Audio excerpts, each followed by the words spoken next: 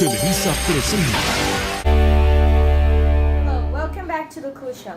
Today we have prepared a great interview for all of you, so stay seated and be ready to meet our special guest. Let's give a big round of applause to Mr. Al Capone. Thank you for inviting me here today. No, thank you. So could you tell us a bit about your childhood?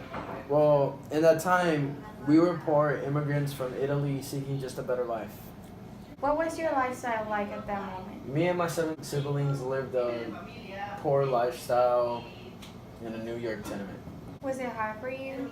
Yes, it was hard, but me and my siblings would always take care of each other. So there's a word around that when you were a child, you were in a gang. Yes. When I was a young boy, I was a troublemaker, and this gang that I was in as a child didn't help me at all. What made you do all the kind of illegal things you did? Well, there was actually 2 things that drove me there. The first one was that I got kicked out of school and I never tried to get back to that place. And the second one was that we moved to a better home in Brooklyn, but then I met this guy, Johnny Torrio, who was my mob mentor. So Torrio was the one who involved you in all this type of illegal business? Yes, he was the one who offered me to be part of it, and I accepted it because it was easy money.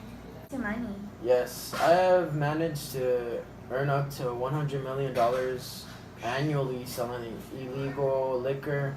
What was it like? Well, I honestly think that everyone's dream, being successful and making a lot of money, it was simply a dream come true for me. And while working with these gangsters, did they give you a nickname? Yes, they used to call me Scarface. Do you actually like this nickname? Well, I actually don't. Is that for the mark that you have in your face? Yes. What happened to your face? Well, I used to work as a bartender, and it was just like any other day until I had a misunderstanding with a young lady, and her brother just slashed me with a knife across my left cheek. Wow, it's crazy how you earn lots of money, but all those things happen to you. Yeah, I know. May we change the subject, please? Yes, I'm sorry. We wouldn't like to frustrate you. So do you ever try to change? Yes, actually, after the birth of my child, Albert, I took an honest job as a bookkeeper at Baltimore City. And then what happened? Why did you fall again? My dad. He passed away of a heart attack, so I went back to Chicago, and Torrio invited me to be part of his business again, and I accepted just like the first time, but this time it was worse. How worse? Well, he didn't just lead the bootlegging, but gambling and prostitution. Wow, so is that how your bad reputation started? Yes, but I also had a bad reputation as a drinker. And do you have any connections with the government? Oh, yes. They actually helped me get out of jail. Did they really? Yes. Wow, it's really sad to know how sometimes we can't even trust our own government.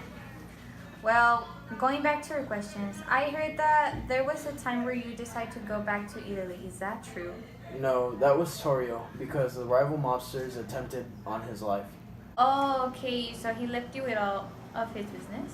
Yes, and I could finally have my luxurious life that I've always wanted. Wow, that's awesome. What do you spend your part of your money on?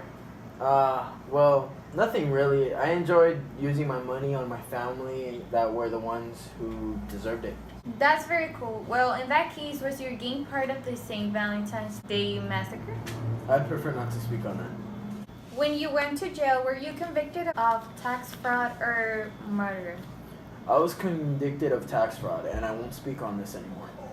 Alright, well then how was the transition from going to the Atlanta penitentiary to a high-level security like Alcatraz? It was honestly very frightening, but I held it all in. I heard you had a coffee disease. Did this make your life harder?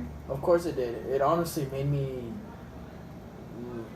live my life like it was a living hell, leaving stuff like dementia and all that.